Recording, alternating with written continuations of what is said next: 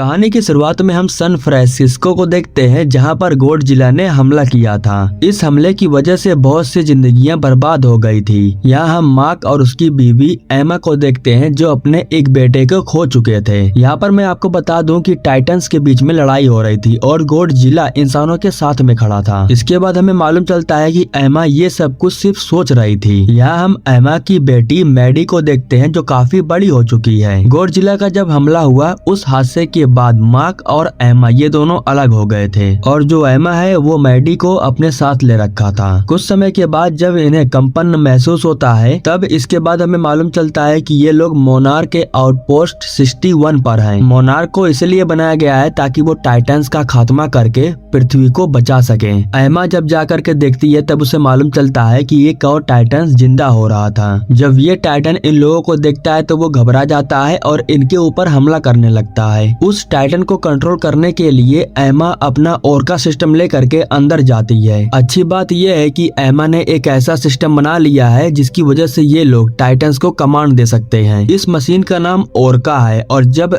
एमा इस ओरका की मदद से कमांड देती है तो ये टाइटन्स अपने हद को पार नहीं करते हैं। इसी वजह से इन टाइटन्स को कंट्रोल में करना इतना आसान हो गया है। हालांकि ये टाइटन इनके कंट्रोल में आ गया था, लेकिन उस समय इनके ऊपर हो जाता है हमला और ये हमला एलन ने अपने आदमियों के साथ किया था, क्योंकि वो एमा के साथ साथ ओरका सिस्टम को भी हासिल करना चाहते थे। सीन कट होता है और हमें कोलोराडो के जंगलों में मार्क को दिखाया जाता है। बीवी से अलग होने के बाद अय्याशी की जिंदगी जीते हुए जंगलों में मौज कर रहा था। उसी समय मार्क से मिलने के लिए उसकी टीम यहाँ पर आ जाती है। दरअसल वो मार्क को ये बताने के लिए आई थी कि एलन ने उसकी बीवी और उसकी बेटी को किडनैप कर लिया है और बुरे की बात यह है कि ओरका सिस्टम भी उसके पास है, वो टाइटन्स को जगा सकता है। अब आगे इन्हें क्या करना होगा ये फैसला लेने से पहले ये लोग मोनार्क के आउटपोस्ट पर जाते हैं, जहां पर साइंटिस्टों का कहना था कि एलन उस ओरका सिस्टम को हासिल करके टाइटन्स को जगाना चाहता है। इसके बाद हमें एंटार्क्टिका को दिखाया जाता है, जहां हमें मालूम चलता है कि एलन ने एमा को किडनैप करके वहां पर लेकर के गया है। वहां पर जाने के बाद इन्हें मालूम चलता है कि मॉन्स्टर जीरो नाम करके एक टाइटन है जो अभी सोया हुआ है। ओरका की मदद से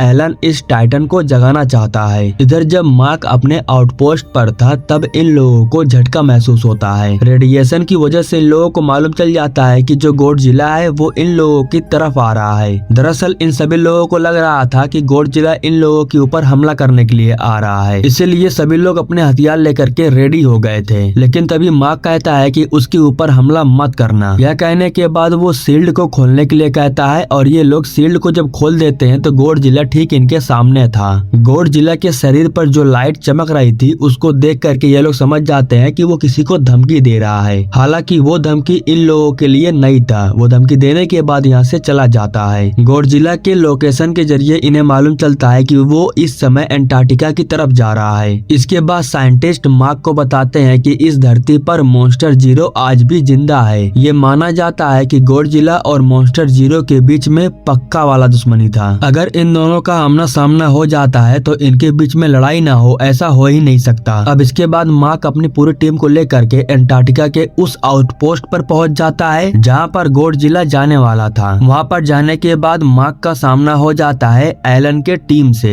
मार्क कहता है कि मेरी बीवी और बच्चे को छोड़ दो, मैं तुम्हें नुकसान नहीं पहुंचाऊंगा। अब जो मैडी थी वो अपने पिता की तरफ जाने लगती है, लेकिन तभी उसकी माँ एमा रोक देती है। मैडी के रुक जाने के बाद एमा एक रिमोट को उठाती है और उसे दबा देती है। एमा जैसे ही उस रिमोट को दबाती है तो यहाँ पर एक तेज धमाका होता है। धमाके की वजह से सभी लोग अपनी जान बचाने के लिए लिफ्ट के अंदर चले जाते हैं और यहाँ से बाहर निकल जाते हैं। एलन अपनी टीम को लेकर के फौरन जाकर के प्लेन में बैठ जाता है, लेकिन मार्क की टीम अभी नीचे ही थी। इस दौरान जो एमा थी वो ओरका सिस्टम की वजह से मॉन्स्टर जीरो को जिंदा कर देती है और उसे कमांड दे देती है। जबकि वो देख रही है उसके पति के साथ बहुत सारे लोग नीचे फंसे हुए हैं, फिर भी वो मॉन्स्टर जीरो को जिंदा कर देती है। खैर अब मॉन्स्टर जीरो जिंदा हो जाने के बाद यहाँ पर हमला करने लगता है और बहुत ही बुरी तरीके से लोगों को मारने लगता है। लेकिन जैसे कि गॉडजिला ने पहले ही मॉन्स्टर जीरो के रेडिएशन को भाप लिया था, उसे पहले से ही पता था कि मॉन्स्टर जीरो उसे एंटार्क्टिका में ही मिलेगा, इसलिए वो यहाँ पर आता है और इन दोनों के बीच में फाइट शुरू हो जाती है। मॉन्स्टर जीरो जैसे ही गॉडजिला के ऊपर हमला करता है तो वो जख्मी होकर के नीचे गिर जाता है। वो समुद्र में नीचे गिर चुका था। ऐसा लग रहा था कि अब गॉडजिला खत्म हो चुका है। यहाँ पर जेट फाइटर आ गए थे उस मॉन्स्टर मॉन्स्टर जीरो को मारने के लिए। जब गॉडजिला दोबारा उठता है तब मॉन्स्टर जीरो यहाँ से भाग जाता है। गॉडजिला भी उसके पीछे चला जाता है। इसी वजह से यहाँ पर फाइट बंद हो जाती है। डॉक्टर सेरीजावा के साथ साथ बाकी के साइंटिस्ट का भी यही कहना था कि आखिर एमा जानबूझ करके उन टाइटन्स को क्यों जिंदा कर रही है।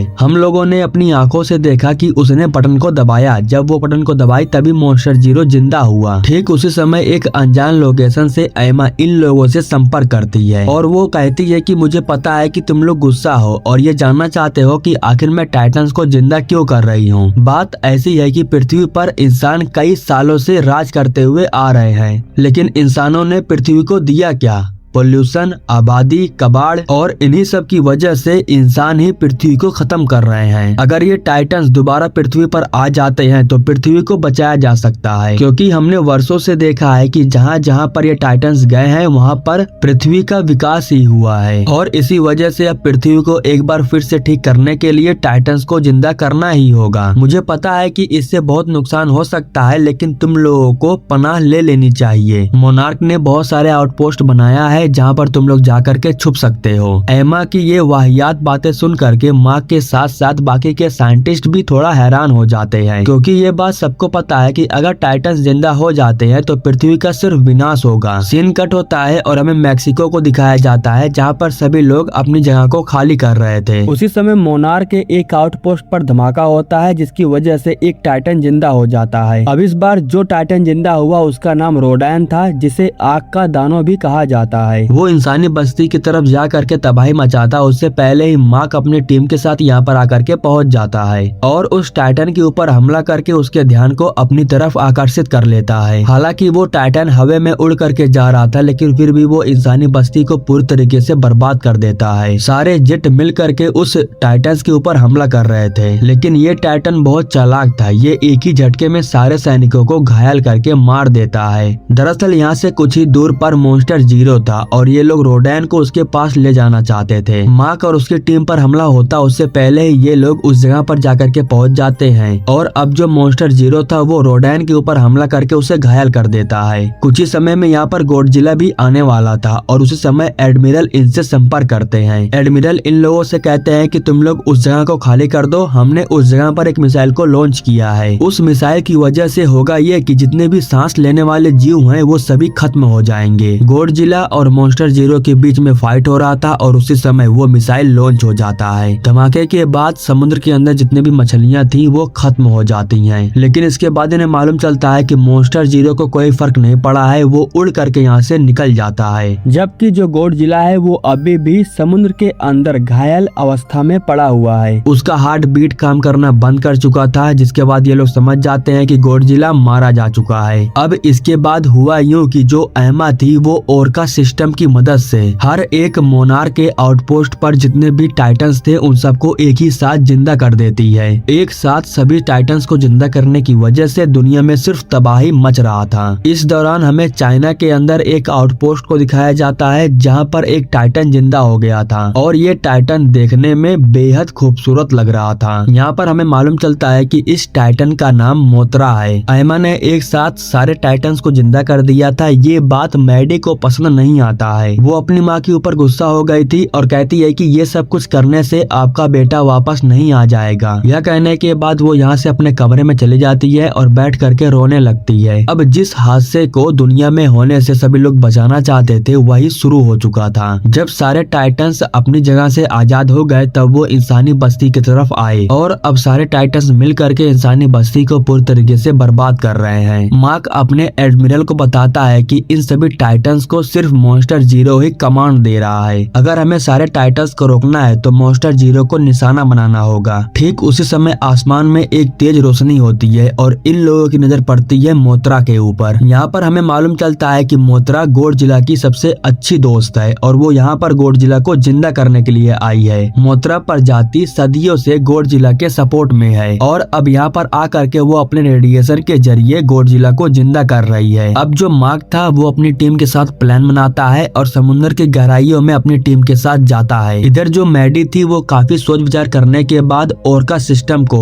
ले लेती है और यहाँ से बाहर निकल जाती है। दरअसल अब मैडी अपनी माँ का साथ नहीं देना चाहती थी। आउटपोस्ट से बाहर निकलने के बाद हमें मालूम चलता है कि वो इस समय बोस्टन में है। बाहर आने के बाद मैडी उस ओरका सिस्टम को ऑन करती है और रेडिएशन के जरिए सारे टाइटन्स को रोक देती है। मतलब कि वो एक प्रकार से सभी टाइटन्स को कमांड देती है कि वो शांत हो जाएं। अचानक से जब टाइटन्स तबाही करना बंद कर देते हैं तब एमा को एहसास हो जाता है कि उसकी बेटी यहाँ से भाग चुकी है। इधर जो मार्क था वो अपनी टीम के साथ समुद्र की गहराइयों में पहुंच चुका था और फाइनली ये लोग उस जगह को भी ढूंढ लेते हैं जहाँ पर गॉडजिला बेहोशी की हालत में पड़ा हुआ था। एक प्रकार से गॉडजिला अधमरा सा हो गया था और उसे वापस जिंदा करने के लिए एक मिसाइल को विस्फोट करना होगा। अब जो डॉक्टर सेरीजावा थे वो मिसाइल को लेकर के गॉडजिला के पास जाने के लिए तैयार हो गए थे। हालांकि ये काम करने से उनकी जान जा सकती है 100% श्योर है, लेकिन फिर भी वो ये काम करते हैं। वो पनडुब्बी से बाहर निकलने के बाद मिसाइल को लेकर के नीचे जाते हैं और उसे एक्टिवेट कर देते हैं। उसी समय उनकी नजर गॉडजिला के ऊपर पड़ती है जो पलके झपका रहा था। डॉक्टर सेरीजावा गॉडजिला के पास जाते हैं और उसे अलविदा कहते हैं। इसी के साथ समुद्र की गहराइयों में एक जोरदार धमाका होता है। धमाके के कुछ ही समय के बाद जो गॉडजिला था वो दोबारा जिंदा हो जाता है। इन सभी लोगों को पता है कि गॉडजिला के अलावा मॉन्स्टर जीरो को और कोई नहीं हरा सकता है, इसलिए इन लोगों ने गॉडजिला को जिंदा किया है। और वैसे भी गॉडजिला शुरू से ही इंसानों के सपोर्ट में खड़ा है। अब यहाँ पर जब गॉडजिला जिंदा होता है तब उसे मालूम चल जाता है कि इस समय मॉन्स्टर जीरो कहाँ पर है और वो उसी तरफ जाता है। इधर हम मैडी को देखते हैं जो एक बिल्डिंग के ऊपर थी और कुछ समय के बाद उसे मालूम चलता है कि एक तेज सुनामी उसकी तरफ आ रही है। इस सुनामी के साथ साथ मॉन्स्टर जीरो भी यहाँ पर आ जाता है और तबाही मचाने लगता है। मॉन्स्टर जीरो जैसे ही मैडी को देखता है तो वो उस बिल्डिंग के ऊपर हमला करने लगता है। यह देख करके मैडी भाग करके उस बिल्डिंग के बाहर आती है, लेकिन फिर भी जख्मी हो करके नीचे गिर जाती है। इस बार जब वो उठती है तब वो ओरका सिस्टम को अपने पास से दूर फेंक देती है। उसी समय वो मॉन्स्टर जीरो उसके सामने आ जाता है और वो उसके ऊपर हमला करने ही वाला था, तभी यहीं पर गॉडजिला आ जाता है जो मॉन्स्टर जीरो के ऊपर हमला कर देता है और इसी वजह से मैडी की जान बच जाती है। और अब यहाँ पर गॉडजिला अकेले नहीं था बल्कि इंसान भी पूरे फाइटर जेट के साथ आते हैं और मॉन्स्टर जीरो के ऊपर हमला करते हैं। यहाँ पर साइंटिस्ट को मालूम चलता है कि गॉडजिला का रेडिएशन बढ़ रहा है, वो कुछ ही समय में विस्फोट होने वाला है। अब जो मार्क था वो कुछ समय के बाद प्लेन के बाहर आ जाता है और अपनी बेटी मैडी को ढूंढने लगता है। इन लोगों को यहाँ पर ओरका तो मिल जाता है लेकिन मैडी अभी तक नहीं मिली थी। दोनों टाइटन्स के बीच में बहुत ही खतरनाक युद्ध हो रहा था और उसी समय यहाँ पर मोत्रा भी आ जाती है। मॉन्स्टर जीरो ने अपने साथ के लिए रोडैन को यहाँ पर बुला लिया था, लेकिन उस समय यहाँ पर मोत्रा भी आ जाती है जो रोडैन के साथ फाइट करने लगती है। इन दोनों के बीच में जब फाइट हो रही थी तब मोत्रा रोडैन को घायल कर देती है। काफी समय तक ढूंढने के बाद इन लोगों को मैडी एक जगह पर मिल जाती है जो घायल थी, लेकिन तभी वो एक लंबी सांस लेती है और इसी के साथ उसकी आँख खुल जाती है। इसके बाद ये लोग देखते हैं कि मॉन्स्टर जीरो गॉडजिला के ऊपर काफी ज्यादा हावी हो रहा था और आखिरी में मॉन्स्टर जीरो गॉडजिला के ऊपर हमला करके उसे घायल कर देता है। जब गॉडजिला घायल होकर के नीचे गिर जाता है तब यहाँ पर मोत्रा उसकी हेल्प करने के लिए आता है, लेकिन वो मॉन्स्टर जीरो के सामने टिक नहीं पाता। मोत्रा एक ही पल में घायल होकर के नीचे गिर जाती है। अब जब ये लोग देखते हैं कि मॉन्स्टर जीरो गॉडजिला को मार रहा है तो ये लोग ओरका सिस्टम को ठीक करने लगते हैं।